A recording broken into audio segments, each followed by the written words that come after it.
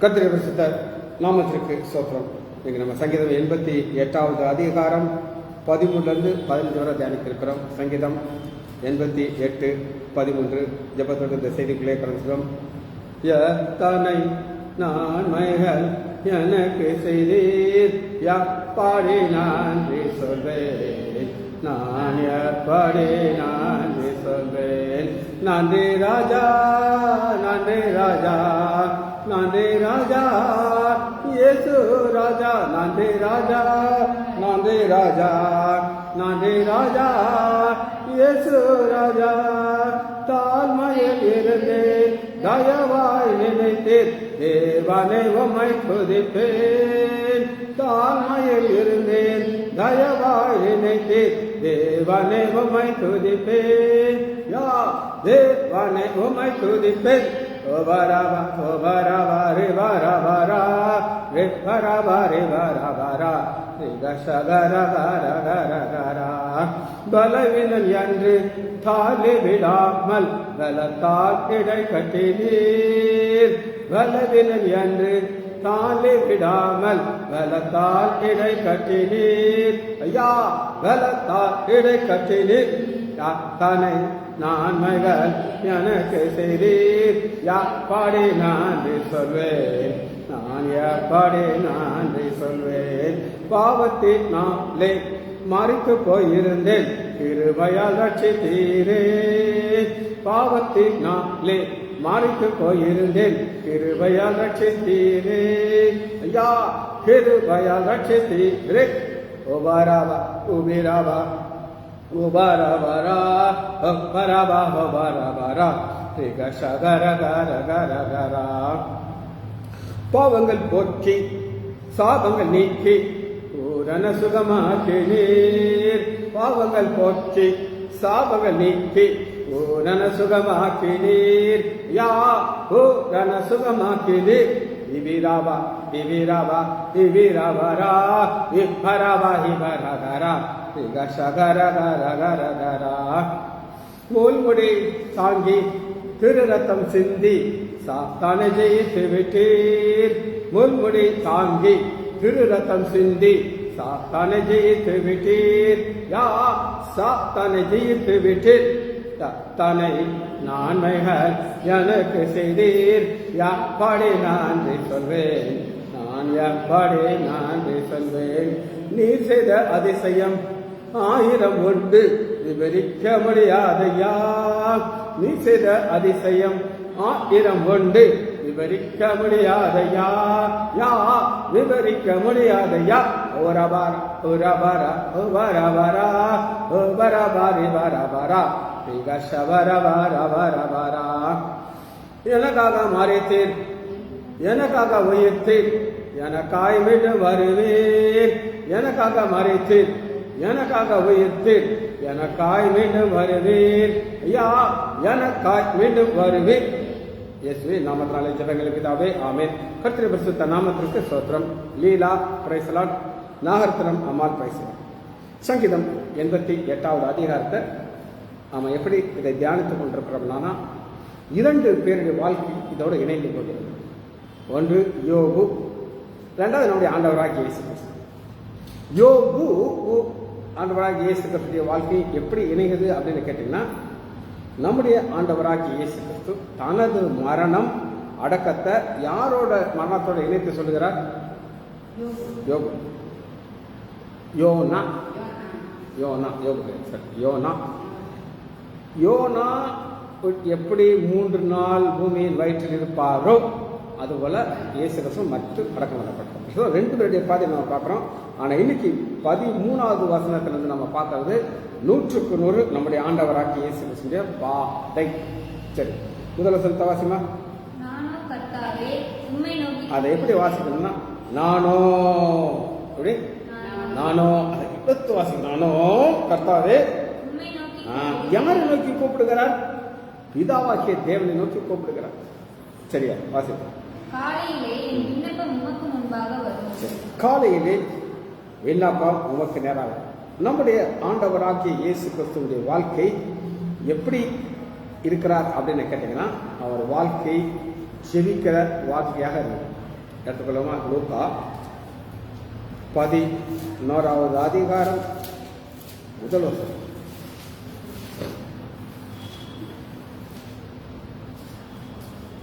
வசனம் 11. அவர் ஒரு இடத்திலே ஜெபம் பண்ணி முடித்த பின்பு ஒருவன், ஆண்டவரே, இந்த யோவான் யாருமா? யோவான் ஸ்நானகன்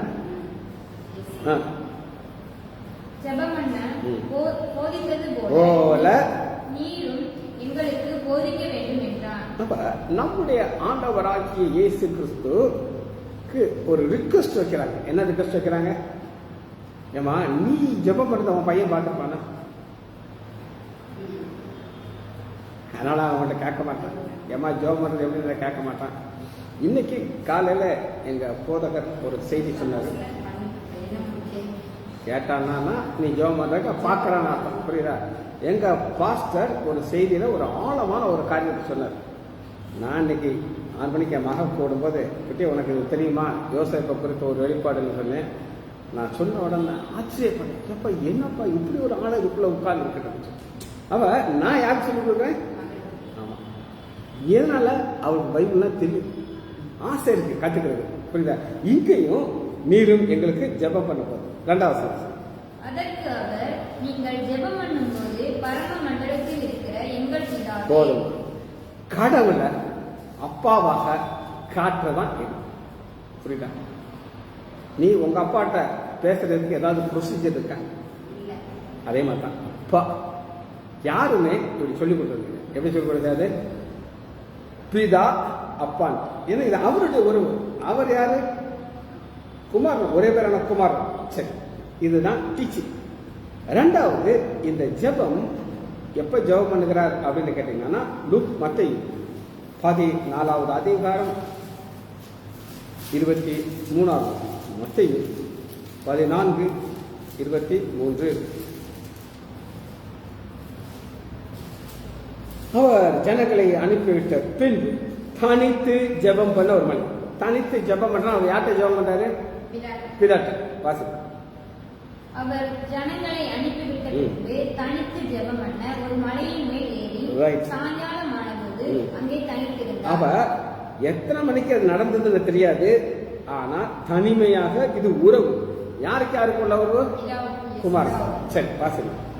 அதற்குள்ளாக படகு நடுவிலே சேர்ந்து எதிர்காற்று அடித்தபடியால் அலைகளினால் அவ ஆண்டவராக இயேசு கிறிஸ்து ஜெபித்துக் கொண்டிருக்கிறார்னா அவருக்கு தெரியும் சீஷருக்கு ஒரு பிரச்சனை இருக்கு, புரியுதா? அப்ப இந்த ஜெபங்கிறது என்ன அப்படின்னு கேட்டீங்கன்னா, நம்முடைய வாழ்க்கையில ஒரு ஆபத்து வர்றதுக்கு முன்னாடி ஆண்டவரை காக்கிறது ஒரு ஜெபம். சரி, இப்ப இந்த ஜெபத்துல எப்படி அவர் ஜெபிக்கிறார் அப்படின்னு நீங்க கேட்டீங்கன்னா, திரும்ப அந்த வசனத்தை எடுத்துக்கொண்டு பார்ப்போம். சங்கீதம் 88வது அதிகாரம்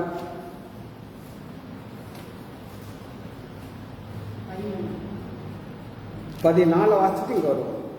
கர்த்தாவே, ஏன் என் ஆத்துமாவை கண்ணீர், ஏன் உமது முகத்தை எனக்கு மறைத்தீர்? இது ஒரு ஹாப்பி ஜெபம் கிடையாது. என்ன கிடையாது? ஹாப்பி ஜெபம் என்னதுமா? சந்தோஷம். ஆண்டவரே எனக்கு அதை கொடுத்தீங்க, எதை கொடுத்தீங்க, என்ன கொடுக்கல. ஆனா இது ஒரு ஹாப்பி ஜெபம் கிடையாது. இது ஒரு சேட், ஒரு பாரத்தோடு ஜெபிக்கிற ஜெபம். இந்த ஜெபத்தை நீங்க புரிந்து கொள்வதற்கு ஒரு வசனத்தை எடுத்து வாசிக்கும்.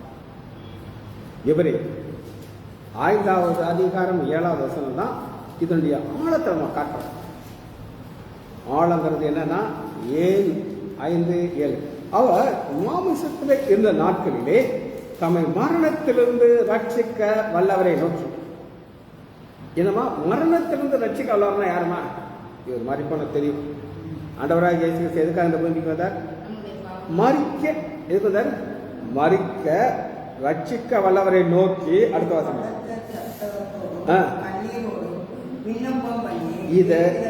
இதை நம்மளால ஜெபிக்கவே முடியாது. பலத்த சத்தத்தோடும் கண்ணீரோடும் விண்ணப்பம் பண்ணி வேண்டுதல் செய்து தமக்கு உண்டான பயபக்தியிலிருந்து கேட்கப்பட்டு அவர் ஜபத்தை பிதாவாகிய தேவன் கேட்கிறார். ஸோ அந்த ஜபம் என்ன ஜபம்? பாடுகள், வேதனைகள் வழியாக பண்ணுகிற ஜபம். புரியுதா உங்களுக்கு? சரி, இந்த ஜபம் ஆண்டவர் தெரியும். இந்த ஜபம் எப்ப இது கேட்கப்படும், எப்ப இவர் ஜெபிக்க போகிறார் அப்படின்னு கேட்டீங்கன்னா, மத்தேயு 27வது அதிகாரம் வேதனையோடு ஜெபிக்கிற ஜெபம். மத்தேயு 27:46. இந்த 13, 14 இணைச்சு வாசாதான் புரியும், தனியாக வாசா புரியாது.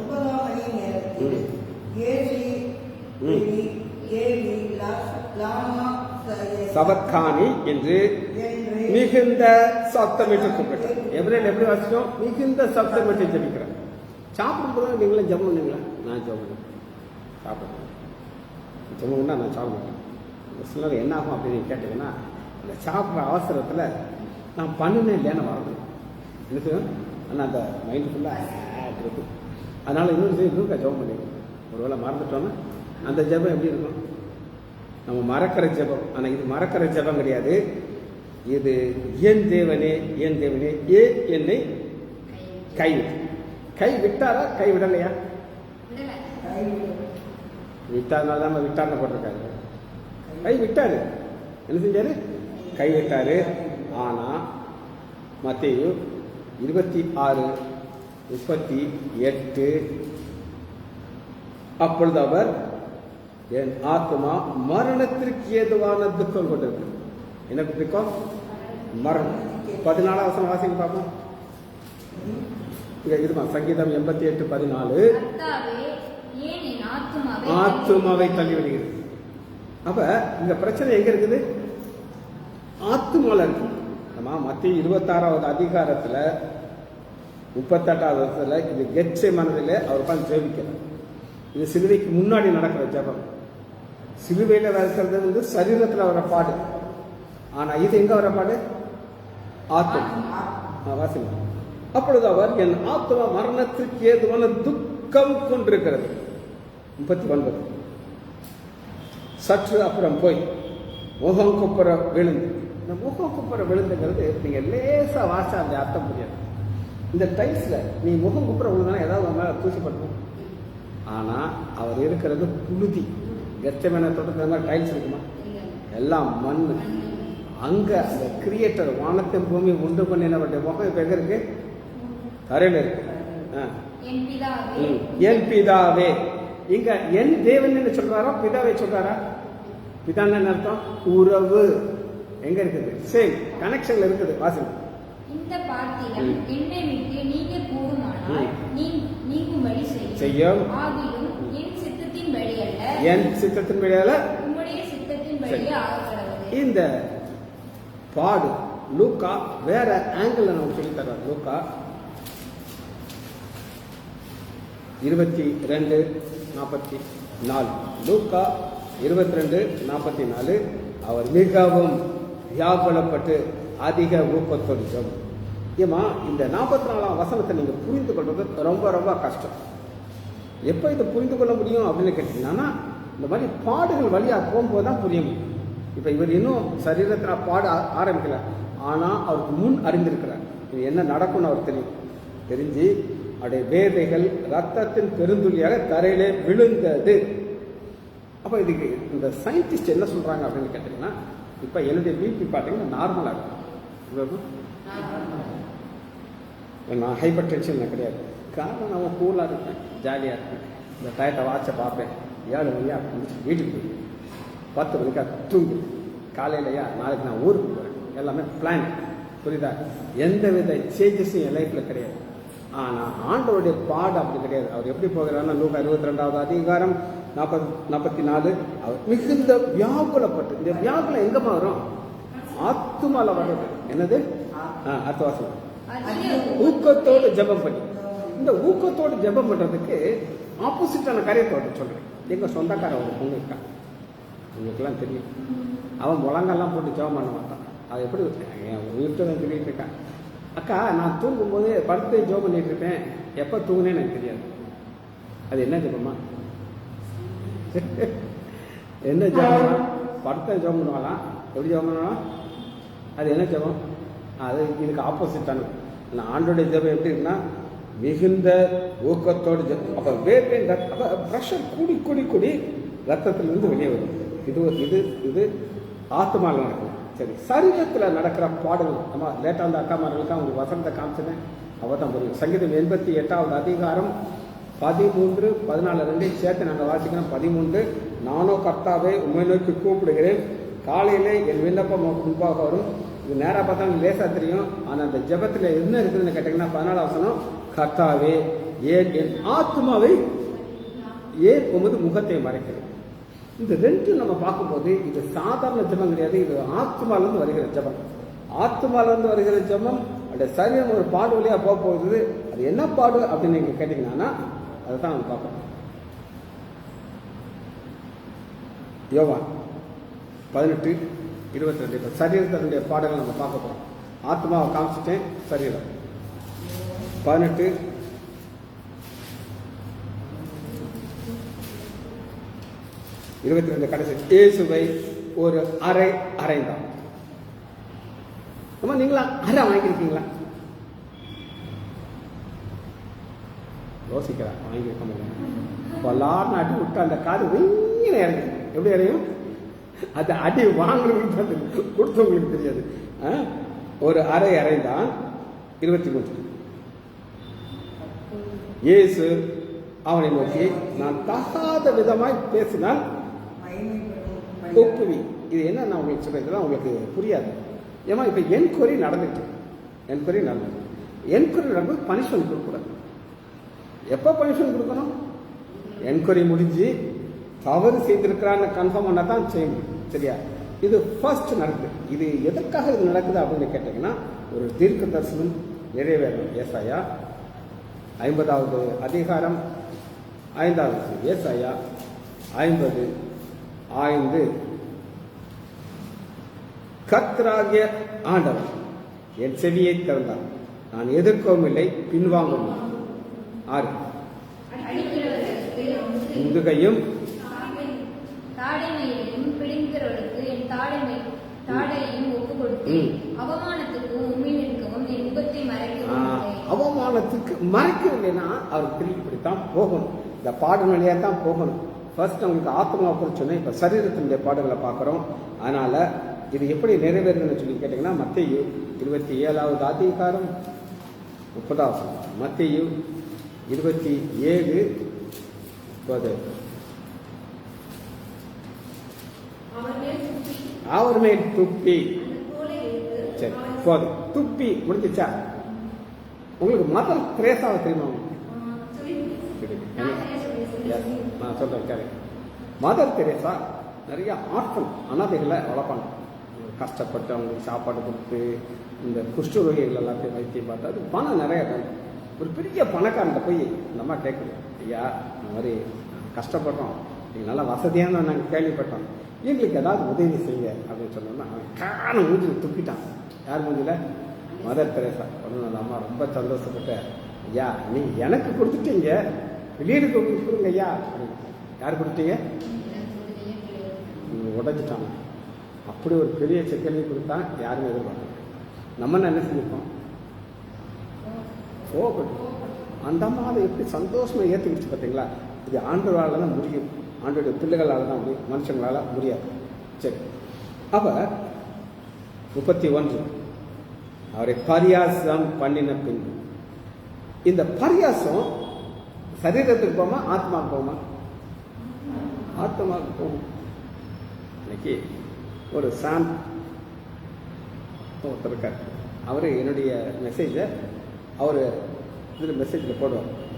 அப்போ அவர் ஃப்ரெண்டு ஃபோன் பண்ணி சொல்கிறாரா, ஐயோ அந்த மொட்டை மட்டும் நல்லா தான் என் செய்தி சொல்கிறான். என்ன சொல்கிறான்? பாஸ்டர்னு சொல்லலாம், டாக்டர் சொல்லலாம், அந்த ஆள் மண்டை அது எதை தான் பார்க்குறாரு? நான் சொன்னேன் நல்லதை தானே சொன்னார், இது உண்மையாக பொய்யா? அங்கிருந்து பார்த்தா உங்களுக்கு கிளாரிங் தெரியும், போக மாட்டேன்னு ஏதாவது முடியும் அவர் தொப்பி வச்ச மாதிரி. புரியுதா? கேட்டுக்கோங்க. நம்மளை பரியாசம் பண்ணுறது அவங்களுக்கு அது ஒரு சந்தோஷம் கிடைக்கும். என்ன கிடைக்கும்? அதை நம்ம ஹார்ட்டில் எடுத்துக்கணும். சரி, இப்போ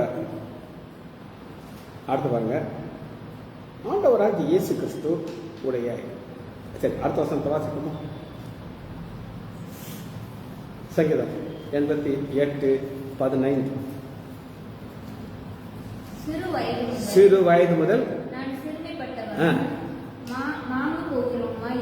இதை நான் உங்களுக்கு காட்டுறேன். இந்த வார்த்தைக்கு அர்த்தத்தை உங்களுக்கு புரியுதா? புரியல. மாண்டு போகிறதா இருக்கு. மாண்டு போகிறோம்னா யாருமா சொல்லுவா? சாக போறதுன்னு. ஆனா இது எப்ப இருந்தே அவருக்கு தெரியும்? சிறு வயதிலிருந்தே அவர் எதுக்காக இந்த பூமிக்கு வந்தாரு? மாண்டு போறோம். நமக்கு பிள்ளைங்க இருப்பாங்க, அப்பா இருப்பாங்க, அம்மா இருப்பாங்க, சொந்தக்காரங்கள யாராவது மறிக்கிறதுக்கு நம்ம சந்தோஷமா இருக்குமா? இருக்காது. சரியா? அடுத்து பாருங்க, வாசமா இல்ல, உம்மால் வரும் தீங்குகளை என்மேல் நான் மனம் கலங்குகிறேன். இதெல்லாம் என்ன அப்படின்னு கேட்டீங்கன்னா, ஆண்டவராக இயேசு கிறிஸ்துக்கு ஒரு பெரிய ஒரு சந்தோஷம் என்ன அப்படின்னு கேட்டீங்கன்னா, உறவு, ரிலேஷன்ஷிப். சரியா? யோவான் 5வது அதிகாரம் 5:20. பிதாவானவர் குமாரத்திலே அன்பாய் இருந்து, என்னுடைய நிறைய சம்பவங்கள் சொல்லலாம். ஆனா என்னுடைய வீட்டுக்காரம்மாவுடைய ஒரு சொந்தக்கார பையன், அவன் அக்ரிகல்ச்சர் ஆபீஸரா இருந்து அவங்க அப்பா ஏகப்பட்ட சொத்து இவனுக்கு கொடுத்தாரு. ப்ளஸ் இவன் நிறைய சம்பாதிக்கிறான். அவனோட மனைவி ஒரு பெரிய ஒரு அனஸ்டிஸ்ட், பெரிய ரிச் கேர்ள், நிறைய சம்பாதிக்கிறாங்க. இவங்க 2 பேருக்கும் ஒத்து போகலனால அந்த பொண்ணு சொன்னா, உங்களோட மனசு இருக்க முடியாது, அவளுக்கு ஒரு பையன் பொண்ணு 2 பேரையும் கொடுத்துட்டு அவங்க அம்மா அப்பா வீட்டுக்கு போயிட்டான். யார் வீட்டுக்கு போயிட்டா? அவ சொல்லியிருக்கா, நீ எனக்கு கொடுக்குறாருந்தா அங்கே நிறைய சொத்து, மாமனார் வீட்டு பக்கத்துல எனக்கு இடம் வாங்கியிருக்கேன், அதை எனக்கு கொடுத்துருன்னு சொன்னான். நல்லதா பார்த்து அப்படி என்னை தேடி வரமாட்டேன்னு, உன்னே தேடி ஏமையா வருவான்ட்டு எதை கொடுத்துனா அந்த சொத்தை கொடுத்தாச்சு. இப்போ ஒரு வீட்டில் தனியாக இருக்காரு. எங்கே இருக்காரு? ஏகப்பட்ட பணம். யாரு கிடையாது. சாப்பாட்டுக்கு என்ன செய்வார்னா, தங்கச்சி வீடு பக்கத்தில் இருக்காங்க. காலையிலையும் மத்தியானம் அந்த ஒரு வேலைக்கார பண்ண வந்து சாப்பிட கொடுத்துருக்காங்க. தனியாக தான் இருப்பார். காசு இருக்கா? சொத்து இருக்கா? யார் இல்லை? மனைவி இல்லை, பிள்ளைகள். அந்த பையன் சொல்றானா, எங்க அப்பனை கொல்றதுக்கு எனக்கு ஒரு சான்ஸ் இருந்தா கொள்றேன். இந்த மாதிரி வீட்டுக்குள்ள நடக்குதா? அதுதான் இங்க அன்பு. ஆனா ஆண்டவர் சொல்றாரு, இயேசு எனக்கு யார் மேல அன்பு இருக்கு? இதுதான் அவருடைய பெரிய ஒரு பாசிட்டிவ் பாயிண்ட். சரியா? அடுத்து பாருங்க 8:29. யோவான் 8:29.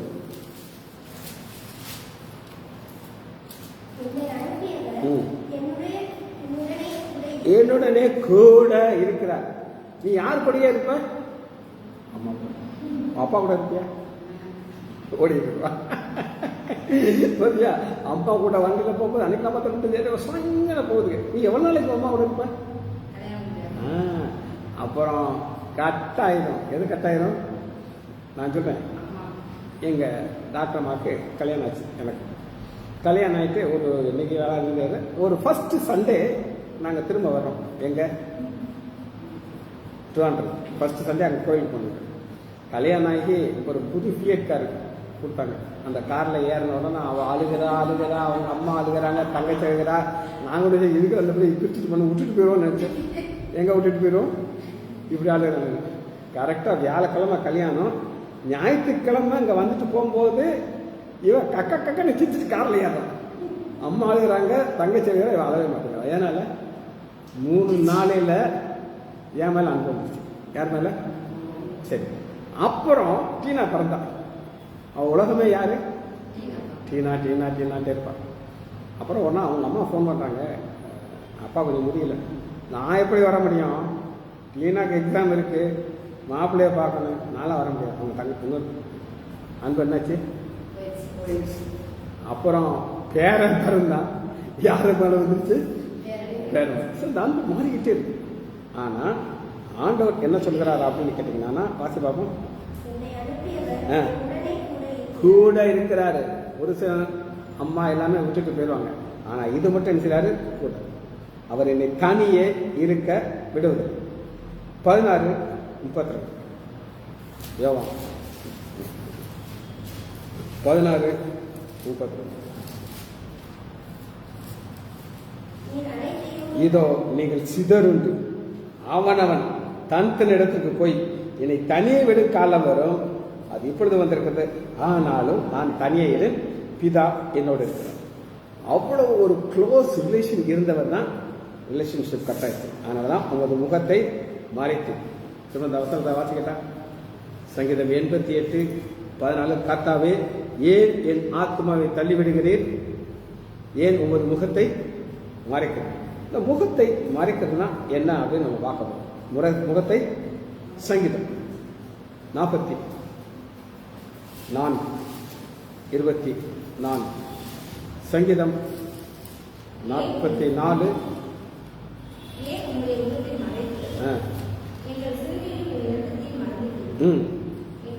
ஆத்துமா பிரச்சனைமா ஆத்துமால தான் வரும்.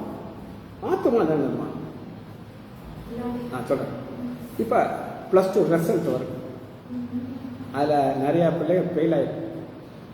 அடுத்த நாள் பேப்பர்ல பார்த்தா ஒரு 4-5 பிள்ளைங்க சூசைட் பண்ணிடுவாங்க. பார்த்துருக்கேன். ஏன் சூசைட் பண்றாங்க? நான் ஃபெயில் ஆகிட்டேன், என் வாழ்க்கை ஒண்ணுமே இல்லை. எங்க மெடிக்கல் காலேஜ் வந்தீங்கன்னா ரொம்ப கேஷுவலா இருக்கும். அவன் சொல்லுவான் ஃபெயில் ஆகிட்டா, ஏண்டா அவன் முடிய கூட தொட முடியாது. யாரு எக்ஸாம் 6 மாதத்துல அவன் மூஞ்சி என்னை பார்த்து தான் ஒரு காலத்தை அவன் போர் அடிச்சு நீ அனுப்பி விட்டுருவான். அவங்க சூடு சோரணெல்லாம் போயிடும். என்ன பேரும் ஆமாம். கடைசியில் அவங்க என்ன செய்வாங்க, என்ன எத்தனை நாள் தான் எடுத்து அனுப்பி விட்டுவாங்க. ஆனால் ஒரு சிலர் சென்சிட்டிவாக இருப்பாங்க, அவங்க சூசைட் பண்ணுவாங்க. அதனால தான் எங்களுக்கு 26 எங்களுக்கு ஒத்தாசையாக எழுந்தருளும் உடைய கிருபை நிமித்தம் வேண்டும். அப்போ நம்ம ஆண்ட முகம் மறைக்கப்படுதுன்னா தேவை என்ன? கிருபை. சரியா? ரைட். அடுத்த வசனத்தை வாசிப்போம். 69:17 சங்கீதம் முகத்தை மறைக்கிறத குறித்து நாம் சொல்லுவோம். 69:17 மறையாதையும். அப்ப மறைச்சார மறைக்கலையா? மறைக்கிறாப்புல ஒரு சூழ்நிலை வருது.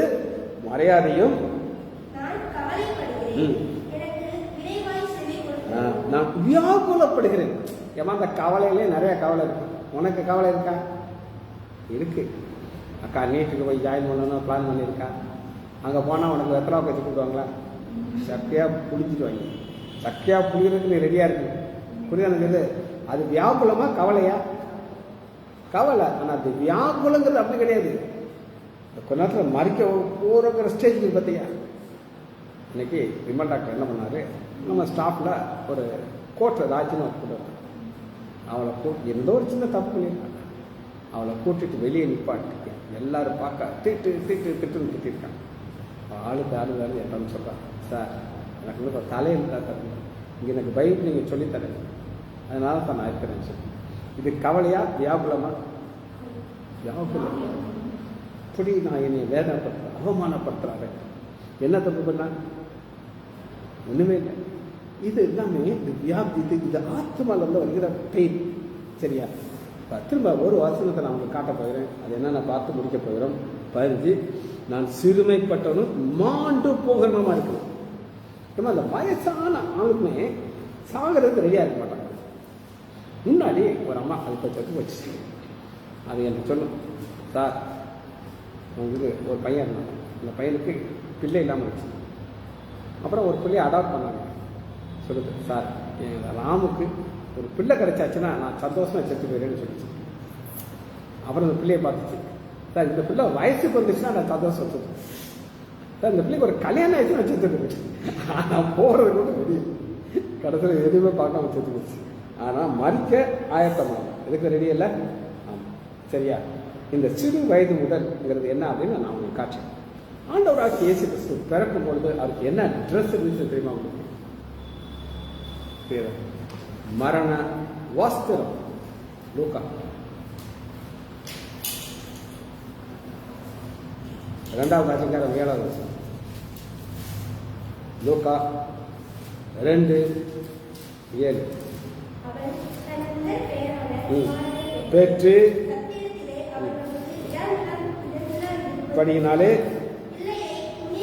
சுற்றி முன்னணி. இந்த பிள்ளைகளை துணியில சுற்றுங்கிறது ஒரு பிச்சுலியரான காரியம். இந்த யூதர்கள் ட்ரெஸ்ல ரொம்ப பர்டிகுலரா இருப்பாங்க. கல்யாணத்துக்கு ஒரு வஸ்திரம் இருக்கும், கல்யாண வஸ்திரம். அவங்க சேடா இருந்தாங்கன்னா ஒரு என்ன பண்ணுவாங்க தெரியுமா? ஒரு சாக்கு மாதிரி ஒரு ட்ரெஸ் போட்டுருவாங்க. புரியுதா? அதான் அவங்க ட்ரெஸ். அதை போட்டு தான் அவங்க துக்கத்தை காட்டுவாங்க. புரியுதா? ஆனால் இவர் போட்டிருக்கிற ட்ரெஸ் என்ன ட்ரெஸ்ன்னு அப்படி கேட்டிங்கன்னா, யோவான் 19வது அதிகாரம் 26வது தான் மரண வஸ்திரம். பிள்ளையை துணியினாலே சுற்றி. யோவான் 19:26.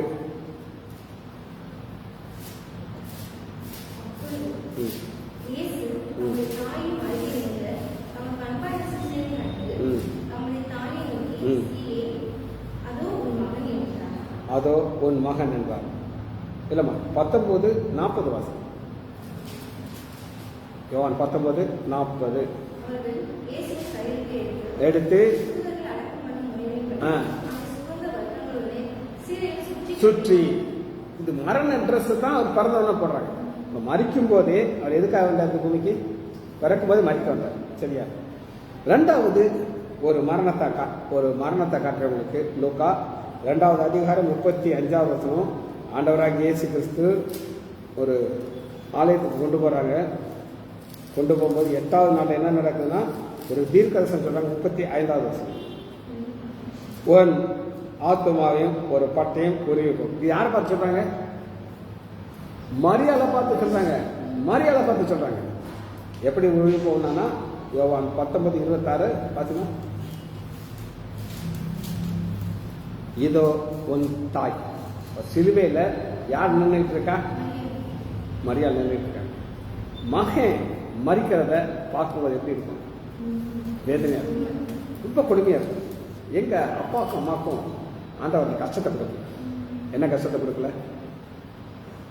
பிள்ளைகள் மறிக்கிறத பார்க்கல. அது பெரிய ஸ்லாக்கியம். பிள்ளைகளை வளர்ச்சியை பார்க்கணும், பேர பிள்ளைகளை பார்க்கணும், சந்ததியை பார்க்கணும், மரணத்தை மட்டும் பார்க்கணும். சரி, இவர் மறிக்கத்தான் வந்தாருங்கிறத அடுத்த காட்டுறாங்க. மத்திய 26வது அதிகாரம் 45வது வசனம். 26:45.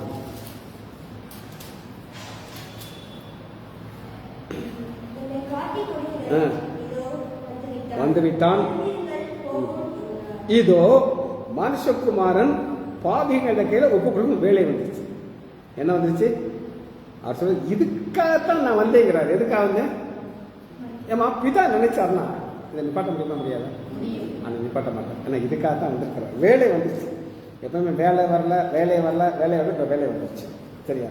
அடுத்து பாருங்க, ஆண்டவராகிய இயேசு கிறிஸ்துவுக்கு மரணத்தை ஒரு தீர்க்க தரிசனமாக சொல்றாரு. இந்த வசனம் புரிஞ்சுக்கணும். வாசிப்போமா? யோவான் 13:18. இப்ப யூதாஸ் காரியத்தை குறித்து ஒரு வார்த்தை சொல்றார். உங்கள் எல்லாரையும் குறித்து நான் பேசவில்லை, ஆண் தெரிந்து கொண்டவனை அறிவேன். ஆனாலும் வேத வாக்கியங்கள் நிறைவேறத்தக்கதாக என்னோட அப்பம் புசித்தவன் என் மேலே தன் குதிங்காலை தூக்குவான். இது எங்க எழுதுனா சங்கீதம் 41:1. இதை கையில் வச்சுக்கோங்கம்மா. சங்கீதம் 41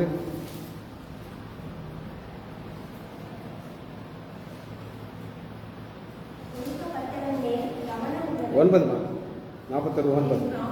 என் பிராண சிநேகிதனும் நம்பினவனும் இருக்கா. இதை யார் சொல்றா? இயேசு கிறிஸ்து சொல்றார். ஏமா இதுல 2 பேர் சேர்றாங்களா? தாவீது சொல்லும் போது யாரை பார்த்து சொல்றாரு தெரியுமா? அகித்தோப்பேல். ஆனா இயேசு கிறிஸ்து யூதாஸ் காரி. இப்ப யோவான் 13வது அதிகாரம் 19வது வசனம் வாசிக்க பார்ப்போம். அது நடக்கும்போது பொருட்டு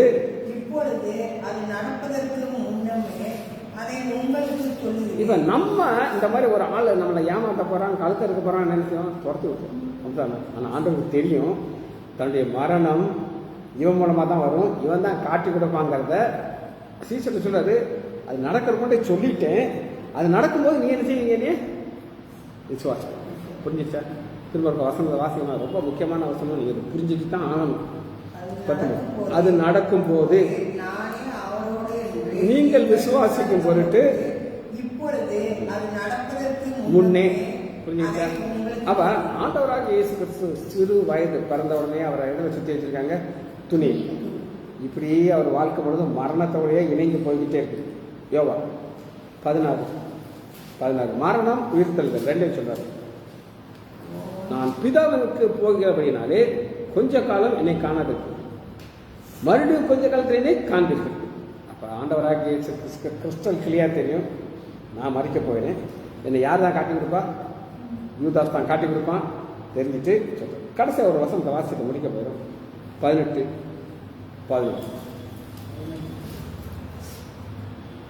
அப்பொழுது இயேசு பேதுருவை நோக்கி, உன் பட்டயத்தை உரையிலே போடு, பிதா எனக்கு கொடுத்த பாத்திரத்தை நான் பானம் பண்ணாதிருப்பேன். நோ பண்ணானது ஜெபம் பண்றாரு. எப்படி ஜெபம் பண்றாரு? பிதாவே, உமக்கு சித்தமான அந்த பாத்திரத்தை என்ன விட்டு நீங்கள், ஆனால் எனக்கு சித்தம் அப்படி சொல்ற. ஆனா சிறுகை போற முன்னாடி சொல்றாரு, இது பிதா கொடுக்கிற பாத்திரம், இதை நான் பானம் பண்ணித்தான் ஆகணும். வசனத்தை வாசி நம்ம அதை முடிக்க போகிறோம். யோவான் சங்கீதம் 88வது அதிகாரம் 3 வசனத்தை நம்ம வாசிச்சோம். 13வது வசனம் ஃபர்ஸ்ட் ஜெபத்தை காமிச்சு, நானும் கர்த்தாவே உம்மை நோக்கி கூப்பிடுகிறேன், காலையிலே என் விண்ணப்பம் உனக்கு முன்பாக வரும். அந்த விண்ணப்பம் எங்கிருந்து வருதுன்னா ஆத்துமாலருந்து வருகிறது. 5வது வசனம், சிறு வயது முதல் நான் சிறுமைப்பட்டவனும் மாண்டு போற நாட்கள் உம்மால் வரும் திகில். யாரால் வருகிறது? ஆண்டவராகி இயேசு கிறிஸ்து இந்த பூமிக்கு வர்றது தேவனுடைய சித்தம், திட்டம். அதை மாற்ற முடியுமா? முடியாது.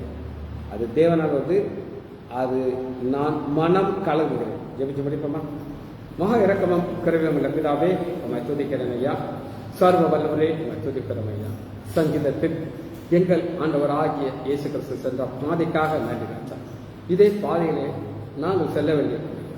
அப்பொழுது எங்களுக்காக நீ செய்து கொடுத்த நன்மைகளை நாங்கள் தியானித்து எங்கள் ஓட்டத்தை ஓடி பிடிக்க உதவி செய்யா.